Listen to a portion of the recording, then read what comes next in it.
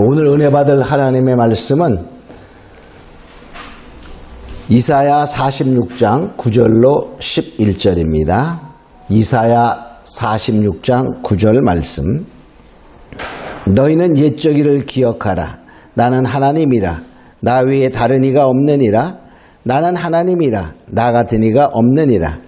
내가 종말을 처음부터 고하며 아직 이루지 아니한 일을 옛적부터 보이고 이르기를 나의 모략에 설 것이니 내가 나의 모든 기뻐하는 것을 이루리라 하였노라. 내가 동방에서 독수리를 부리며 먼 나라에서 나의 모략을 이룰 사람을 부를 것이라. 내가 말하였은즉 정령 이룰 것이요 경영하였으 정령 행하리라. 아멘.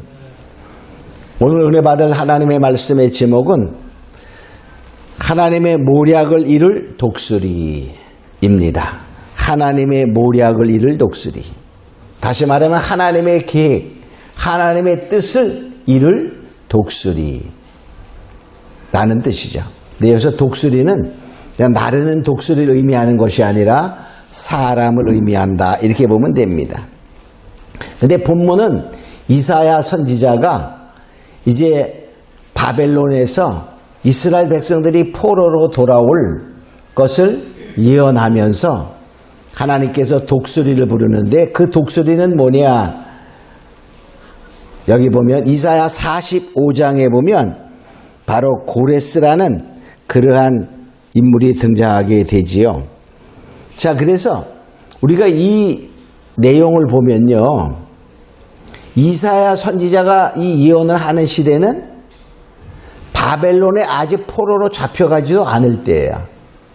그런데 바벨론의 멸망을 선언하며 하나의 하나님께서 독수리라는 그러한 자를 불러서 이스라엘을 구원하시리라, 이렇게 예언하는 거예요. 그래서 어떤 사람들은 이거는 나중에 쓰인 제2의 이사야서다, 이렇게 말하는 사람도 있어요. 그러나 하나님은 뭐죠? 종말을 처음부터 종말을 보여주셨다. 그 말은 처음부터 끝까지 다 아시는 분이야. 그러니까 뭡니까? 우리가 생각하는, 지식으로 생각하면 우리가 말도 안 되는 소리다, 이렇게 볼 수도 있지만 하나님의 전능성, 하나님은 아직 이루지도 아니한 일을 미리 보이시는 거예요. 그러니까 우리가 창세기에도 보면 뭡니까? 아담이 범죄하고 나서 바로 먼 훗날, 아주 훗날에 이루어질 일들을 예언하신 거예요. 창세기 3장 15절에 보면 거기에 정말 뱀의 후손과 그 뱀의 후손의 머리를 깨뜨릴 여자의 후손의 등장은 예수 그리스도의 구원을 벌써 말하시는 것이거든요. 그런 하나님의 전능성과 전지성을 우리가 생각해 본다면 아직 바벨론이라는 나라는 미약한 나라였어요. 이 예언이 된 때는 히스기야 왕의 말기였거든요. 아직 히스기야가 살아있을 때야. 히스기야가 병들어서 정말 나음을 받았을 때 바벨론의 사신들이 오는 것을 보게 됩니다. 바로 그 병 낫고 약 한 10여 년쯤 지났을 때 이 예언이 이루어지는 거예요. 그러니까 하나님의 얼마나 전능하시며 옛적부터 정말 종말을 처음부터 고하신다. 그러니까 하나님은 창세하심과 동시에 종말도 미리 다 하나님의 계획 속에 있다는 사실을 우리가 알아야 되는 것이죠. 역사의 주관자이신 하나님, 모든 것이 하나님의 뜻에 이루어진다는 사실을 우린 알아야 되는 거예요. 그러니까 이 예언은 또 한 가지로 보면 하나님의 그 예언, 이사야를 통해서 한 예언이 과거에 이루어졌어요. 그죠? 근데 이 예언은 과거에 이루어진 걸로 하나로 끝나면 우리와는 전혀 상관이 없어요. 그러나 하나님의 말씀은 1차적인 의미, 2차적인 의미, 3차적인 의미가 있어서 이것은 바로 뭐냐? 또 우리가 사는 시대와 또 미래에 다가올 그러한 예언적인 의미가 있다는 사실을 우리는 깨달아야 됩니다. 자, 그래서 첫째 우리가 알아야 될 것은 뭐냐? 하나님과 같은 이가 없다는 것이죠. 하나님과 같은 이가 계시지 않음을 우리가 알아야 돼. 여기 9절로 10절에 보면 이렇게 말합니다. 내가 종말을 처음부터 고하였고 이렇게 말해. 또 9절에는 이렇게 말합니다. 나 같은 이가 없느니라. 그러니까 하나님과 같은 이가 세상에 없다는 거예요. 그러니까 여기서 9절에 이렇게 말하죠. 너희는 옛적 일을 기억하라. 옛적 일이라는 말은 뭡니까? 이스라엘 백성들이 지금까지 일어났던 하나님의 역사, 하나님이 이스라엘 백성들을 택하기 위하여 아브라함을 정말 갈대우에서 부르시고 또한 하나님께서 역사하셔서 그 모세를 통하여 출애굽하는 역사 속의 기적과 능력과 하나님이 가나안 땅에 들어가서 다윗 왕을 세우고 나라를 세우시고 이러한 여러 지금까지 이스라엘 백성들에게 하였던 그 옛적 일을 기억해 본다면 그 말이야. 그러면 너는 뭐냐? 나 같은 신, 나와 같은 이가 세상에 없다는 사실을 너는 알 것이다. 그런 말입니다. 세상에는 여러 신이 있다라고 우리가 생각하지만 그것이 아니라 유일하신 하나님, 구원자는 오직 예수 그리스도 하나님 한 분이시라는 사실을 알게 된다는 것입니다. 자, 그래서 뭡니까? 주님은 여기 이렇게 말하죠. 내가 종말을 처음부터 고하며 아직 이루지 아니한 것을 옛적부터 보이고, 그러니까 아직 미래의 사건을 하나님께서 보여주고 말하시고 이루었다는 사실을 알며 우리는 미래의 사건도 성경대로 이루어진다는 것을 알아라 하는 것입니다. 이것은 결과적으로 하나님이 뭐 하신다고요? 역사의 주관자라는 거예요. 아까도 얘기했지만 이 사건은 실제 고레스라는 왕을 통하여 하나님께서 이스라엘 백성들을 바벨론에서 구원하신 그 사건이 약 180년 전에 예언했던 거예요. 180년 전. 이스라엘은 망하지도 않았었습니다. 바벨론이라는 나라는 강성하지도 않았습니다.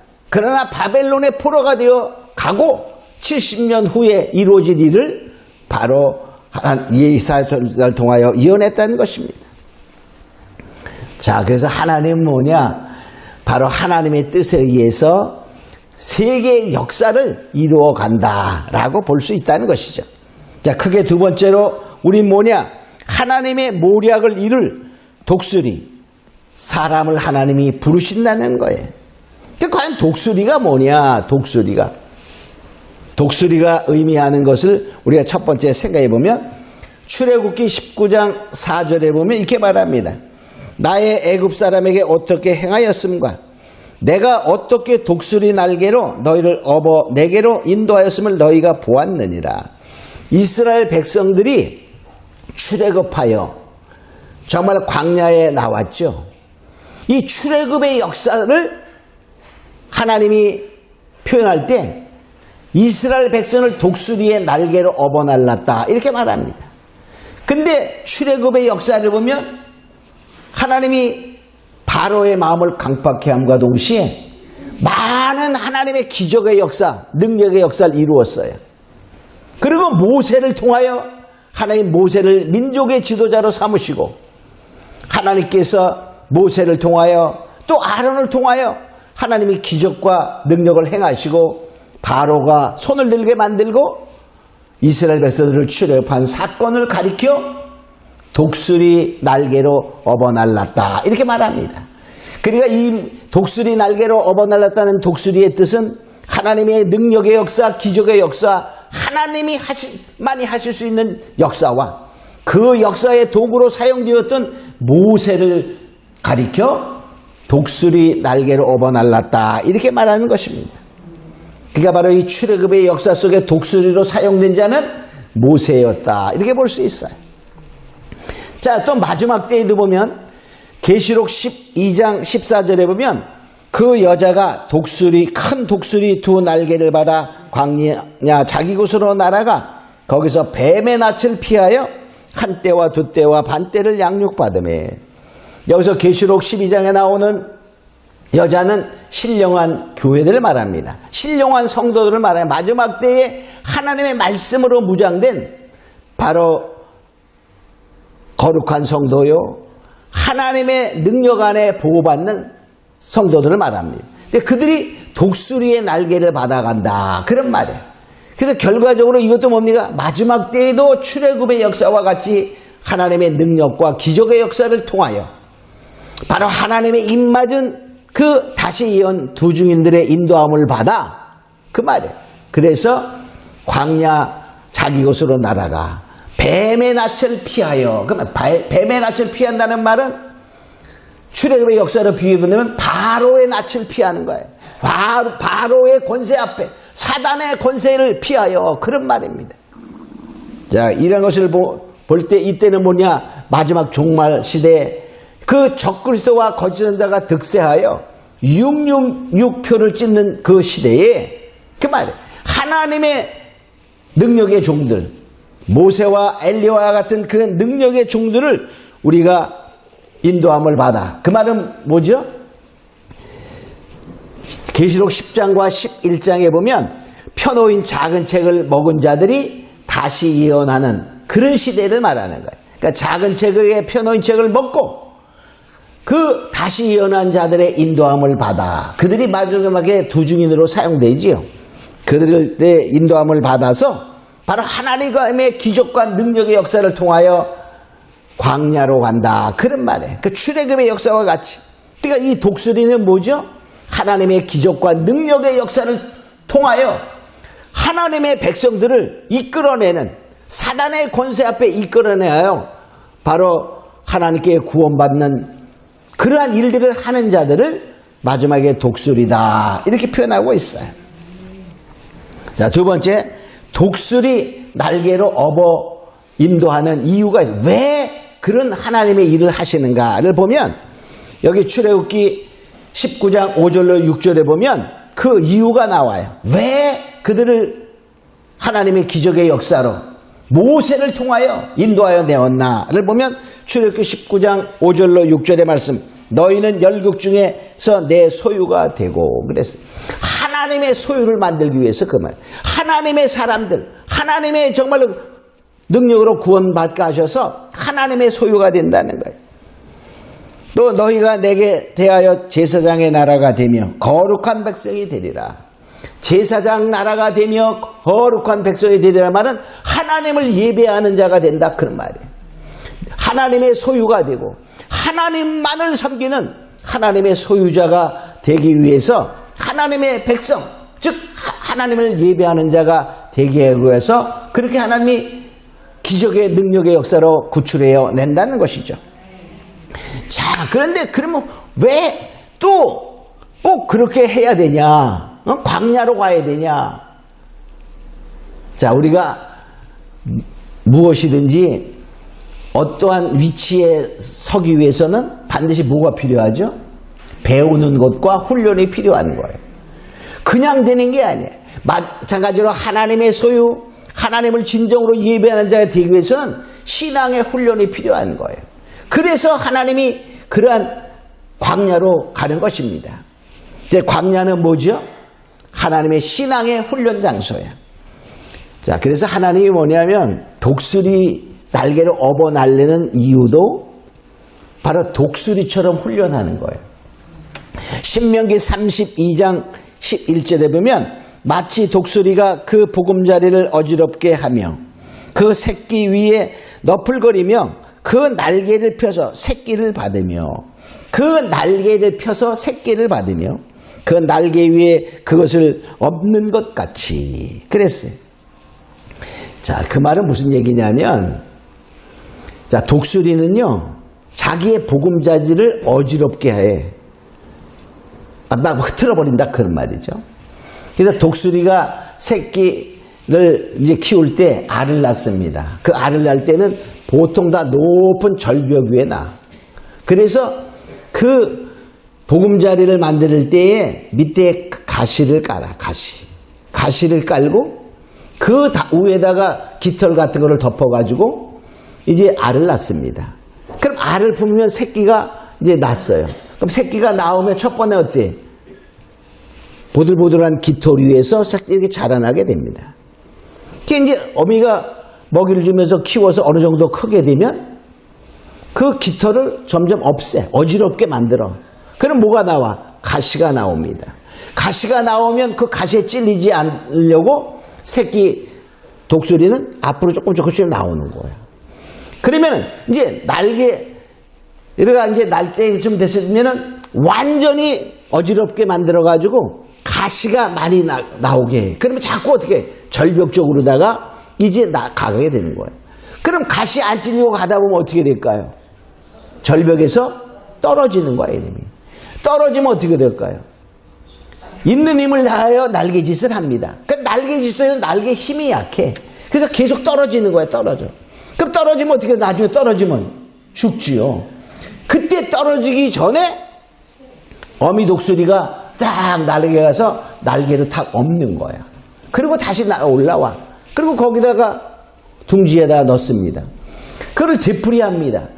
되풀이하다 보면 어떻게 될까? 어느 순간에 되면 날개에 힘이 생겨서 떨어져서 첫 번에 막 떨어지는 것 같은데 나중에 쫙 오르게 되는 거야. 이렇게 독수리가 자기 그 새끼를 기를 때에 바로 그렇게 둥지를 어지럽게 하여 정말로 너풀거리며 그 떨어질 때 그 날개를 펴서 새끼를 업어 훈련시키는 것처럼 하나님께서 그렇게 광야의 훈련을 하시기 위해서 하나님의 소유를 만들고 하나님의 제사장내라 하나님의 예배자가 되기 위해서 백성을 만들기 위해서 그렇게 훈련하신다는 것입니다.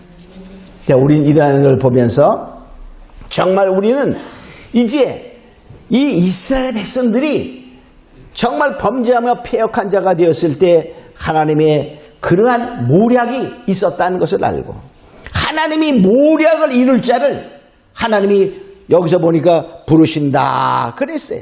동방에서 독수리를 부르며 나의 모략을 이룰 자를 부른 것이 바로 이 당시에는 고레스 왕을 통하여 바사 왕 고레스 왕을 통하여 하나님이 이루셨어요.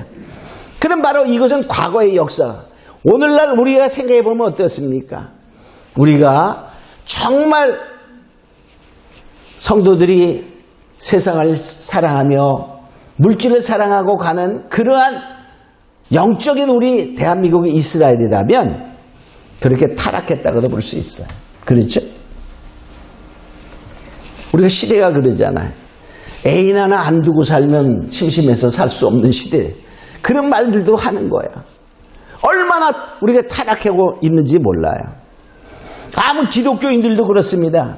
아, 세상이 다 그런데 이 정도는 괜찮아는 보편적으로 가는 시대에 우리가 살고 있어요. 자, 우리가 그 대통령 취임일이 언제죠? 5월 10일이에요. 5월 10일. 5월 10일. 19대 대통령은 문재인 대통령이었죠. 그죠? 지금은 20대가 됐어요, 이제. 근데 19대 대통령, 문재인 대통령이 취임할 때 그 취임 연설에서 회자되는 말, 중심되는 말 중에 이런 것이 있었어요. 모두에게 기회는 평등하고 과정은 공정하며 결과는 정의로울 것이다. 그래서 사람들이 다 그럴 줄 알았어. 근데 어땠어요? 평등했나요? 그러지 않았어요. 그리고 공정했나요? 과정이? 절대 그렇지 않았어요. 정의로웠습니까? 그러지 않았어요. 말과 완전히 상반되는 그러한 세계로 흘러가서 민심이 많이 바뀌었어. 자, 그래서 이제 결과적으로 뭐냐? 우리가 어떻게, 자, 우리 윤석열 지금 이제 대통령 당선자죠? 그분은 박근혜 대통령 때 또 어땠어요? 천대받은 사람이에요. 자천당해서 막. 보통 사람 같으면 그때 사표 냈어야 돼. 근데 안 냈어. 자, 그러다가 문재인 대통령이 되니까 박근혜 대통령 때 천대받는 사람이니까 등록이 됐어. 근데 나중에 가서 어떻게 됐죠? 이 19대 대통령, 문재인 대통령에도 완전히 이게 해서 자르려고 얼마나 많이 애를 썼어. 그죠? 법무부 장관들이 계속 자르려고 애를 썼는데 안 잘랐어. 못 잘랐지. 응? 자기가 사표 내야 되는데 사표를 안 낸 거지. 응? 자, 그러다가 보니까 결과적으로 여기에 큰 어떠한 섭리 속에, 하나님의 섭리 속에 이제 결과적으로 대통령이 됐어요. 자, 우리 여기서 잘 우리 나라를 잘 생각해 봐야 돼. 어떻게 보면 하나님이 고레스를 세웠다 이렇게 볼 수 있어요. 고레스를 세웠다. 자, 그런데 우리가 여기서 또 알 것은 뭐냐? 그래도 뭐냐? 이스라엘 백성들이 고레스 왕을 통하여 너희는 곡으로 돌아갈 자는 다 돌아가서 하나님의 전을 세워라. 그런 말들 해서 돌아왔어요. 그러나 그 과정이 얼마나 힘들었어. 제대로 세워지지도 잘 않았어요. 그죠? 우리는 이제 알아야 돼.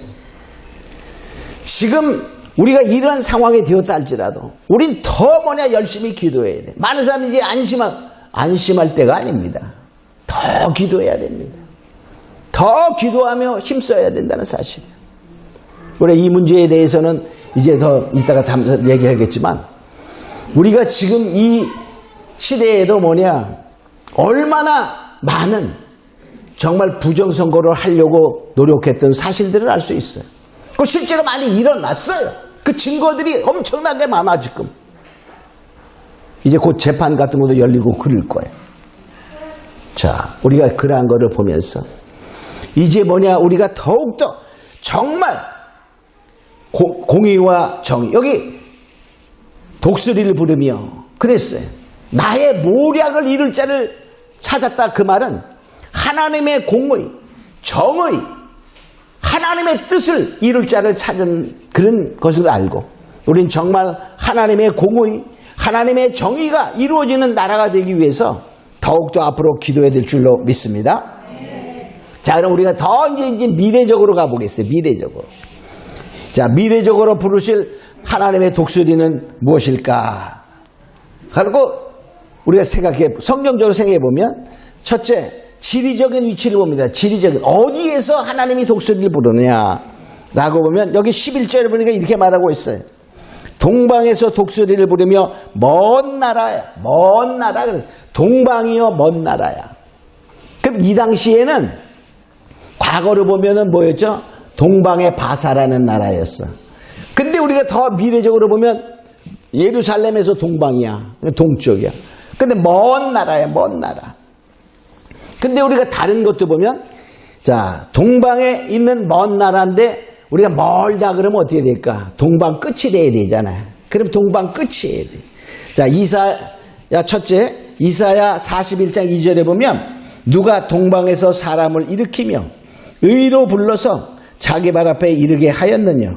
열국으로 그 앞에 굴복케 하며 그로 왕들을 치리하되 그들로 그의 칼에 티끌 같게 그의 활에 불리는 초계 같게 하매.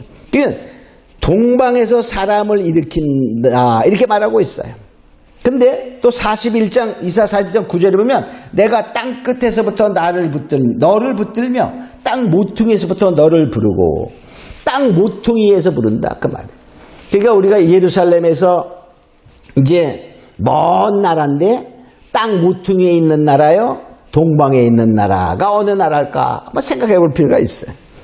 또 근데 그 나라는 마지막 때에는 강들이 국정을 이룬 나라다 이렇게 말하고 있어요. 이사야 18장 7절이면 그때에는 여호와의 심판의 날을 말하는 거예요. 강들이 흘러 나누인 나라에 창대하고 준수하며 시초부터 두려움이 되며 강성하여 대적을 받는 백성 이렇게 말해요. 바로 이 마지막 때에 그때에 사용되는 나라가 강들로 국정이 이룬 나라다 이렇게 말해요. 강들로 국정이 이룬 나라가 많이 있죠. 근데 우리나라도 강들로 국정을 이룬 나라 중에 하나야. 그죠? 우리나라의 국경이 뭐죠 지금? 두만강과 압록강이 중국과 우리의 국경이야. 응? 저 두만강 저쪽에는 러시아도 조금 관계가 되어 있죠. 자, 그 다음에 또 뭐냐면 마지막 날에 사용될 나라는 동해와 서해가 있는 나라다. 이렇게 말해. 요엘서 2장 20절에 보면 내가 북평 군대를 너희에게서 멀리 떠나게 하며 메마르고 적막한 땅으로 쫓아내리니 전구는 동해로 후구는 서해로 들어갈 것이라. 상한 냄새가 일어나고 악취가 오르니 그렇게 말해. 그러니까 결과적으로 북평 군대가 오는데 이 북평 군대가 와서 마지막 날에 이제 강성한 나라에게 파괴당할 때 전구는 동해로 후구는 서해로 들어가서 다 뭐 한다고 악취를 낸다는 말은 죽는다 그런 말, 파괴된다 그런 뜻이에요. 그러니까 자, 강들로 나뉘는 나라, 동해와 서해가 있는 나라, 또 아까 뭐였죠? 거기서 동방에서 딱 모퉁이의 나라, 모퉁이의 나라. 그러니까 바사는 모퉁이의 나라는 아니었어, 그죠? 그냥 동방의 나라였어. 자, 또 자, 그때는 어떤 일이냐면 스가랴 14장 8절에 보면 그날에 생수가 예루살렘에서 솟아나서 절반은 동해로 절반은 서해로 흐를 것이라. 여름에도 겨울에도 그러하. 이 말은 뭐 생수가 솟아난다는 말은 말씀의 생수, 영혼을 살리는 말씀이 흥황되어서 동해로 서해로, 즉 온 세상으로 퍼져나가서 바로 살리는 역사가 있는 나라, 그런 말이에요. 그러니까 결과적으로 동해와 서해에 대해 뭐 그런 지리적인 것도 있고 말씀이 흥황될 수 있는 나라, 그런 말이에요. 또 자, 하나님을 부르는 나라야. 하나님을 자기의 하나님으로 부르는 나라. 이 말은 뭐라 하냐면 온 국민이 하나님을 부르는 나라, 그런 말은 국가, 애국가, 국가에 하나님이라는 단어가 있어야 부르게 되는, 온 국민이 부르게 되는 거예요. 그죠? 그러니까 우리나라는 애국가에 뭐가 있어요? 동해물과, 응? 자, 우리가 거기에 보면 하나, 마르고 닳도록, 그죠? 마르고 닳도록 하나님이 보호하사 우리나라 만세. 그 말. 그 말은 마르고, 자, 그것이 마르고, 산이 마르고, 다 다를 수가 있을까, 없을까? 동해의 물이 다 마르고, 백두산이 다 닳아 없어져. 그 말은 뭐면 영원토록, 그 말이에요. 영원토록 하나님이 보호하사 우리나라 만세. 그런 나라를 우리가 애국가를 많이 부르잖아요. 지금은 애국가도 또 부르지 못하게 하는 그런 시대가 우리가 살았어. 그러니까 얼마나 하나님이 속으로 열받고 속 탔을까, 그죠? 자, 시편 144편 15절에 보면 이러한 백성은 복이 있나니 여호와를 자기 하나님으로 삼는 백성은 복이 있도다. 하나님을 정말로 자기 하나님으로 삼는 나라가 복되도다, 이렇게 말해. 그런데 세계적으로 나라 국가에 하나님을 찬양하는 하나님의 그 단어가 들어가는 나라는 별로 없어요. 5개 나라밖에 없어. 대한민국, 영국, 또 아프리카의 가나, 캐나다, 미국, 이렇게. 자, 그런 나라. 자, 그런 나라 중에 이 여건을 다 갖춘 나라는 어디일까? 우리가 생각해 보면 정말 우리 대한민국에 산다는 자체가 자부심을 가질 수 있는 위치에 있다는 사실을 알아야 돼. 할렐루야. 자, 또 뭐냐? 우리가 이제 다른 면으로 한번 생각해 봅니다. 그 하나님의 모략을 이룰 사람은 누구일까? 하나님의 모략을 이룰 사람은, 자, 여기 보니까 하나님의 모략은 본래 모략이라는 뜻은 책략과 계략, 그런 말인데 하나님의 뜻과 계획을 이룰 사람, 그런 말. 하나님의 정말로 공의, 하나님의 정의, 하나님의 말씀을 이룰 그럴 사람을 말하는 것입니다. 그러니까 과거에 바벨론을 멸망시키고 바사 왕 고레스가 이스라엘 백성들을 구원하게 됩니다. 그렇죠? 근데 마지막 때는 뭐냐? 마지막에 또 마지막에 바벨론은 음료의 집단을 말했죠. 그죠? 사단의 집단을 말하는. 그 그 바벨론의 멸망을 선포하면서 바벨론에서 나와 그 말이에요. 하나님이 예비하신 산으로 도망하라 이렇게 말을 선포할 수 있는 자, 그게 바로 마지막에 고레스와 같은 자가 되는 것이죠. 그런 자들은 누구였죠? 바로 계시록 10장과 11장의 작은 책을 먹을 때는 어째 입에는 꿀같이 다나 배에서는 쓰게 되더라. 그러니까 단맛과 쓴맛을 다 경험한 그런 다시 예언하는 자들의 말씀을 듣고 바로 우리가 이제 사람들이 고레스의 포로 귀환 명령과 같이 그런 구원의 백성을 이끌어내는 자가 나타난다는 것이죠. 그것이 바로 마지막 때에 하나님의 모략을 이룰 사람들이에요. 그래서 계시록 10장 10절로 11절에 보면 작은 책을 먹은 자여 다시 예언하는 자다 이렇게 말해요. 계시록 10장 10절로 11절은 내가 천사의 손에서 작은 책을 갖다 먹어버리니 내 입에는 꿀같이 다나 먹은 후에 내 배에는 쓰게 되리라.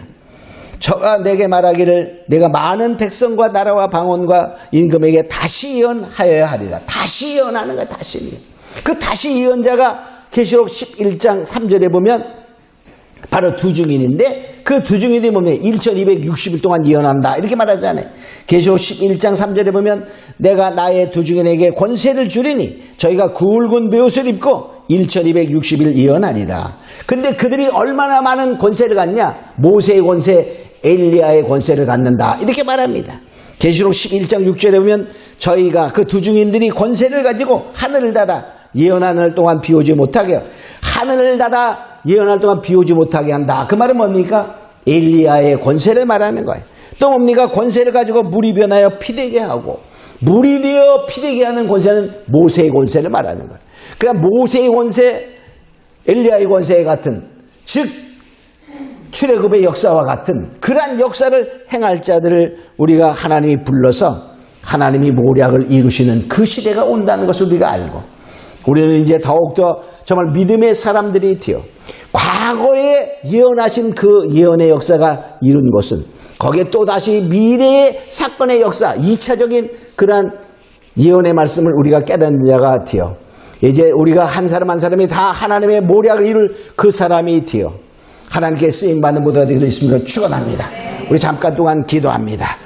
고맙고 그러신 아버지 하나님 감사합니다. 오늘은 하나님의 모략을 이룰 독수리 정말 하나님의 능력의 역사 권능의 역사를 통하여 출애굽의 역사를 이루었던 모세와 같은 자들을 하나님 부르시는 때가 온다고 말씀하셨사오니 이제 하나님의 이 역사의 주관자신 하나님을 믿고 우리가 더욱더 나아가 정말 하나님의 쓰임받는 자여 하나님의 부르시는 자여 하나님의 쓰임받는 독수리와 같은 그런 자가 되어 정말 하나님의 놀라운 영광 중에 살아가는 모두가 되게 하여 주시옵소서. 감사과 믿사하며 예수님의 이름으로 기도합니다. 아멘.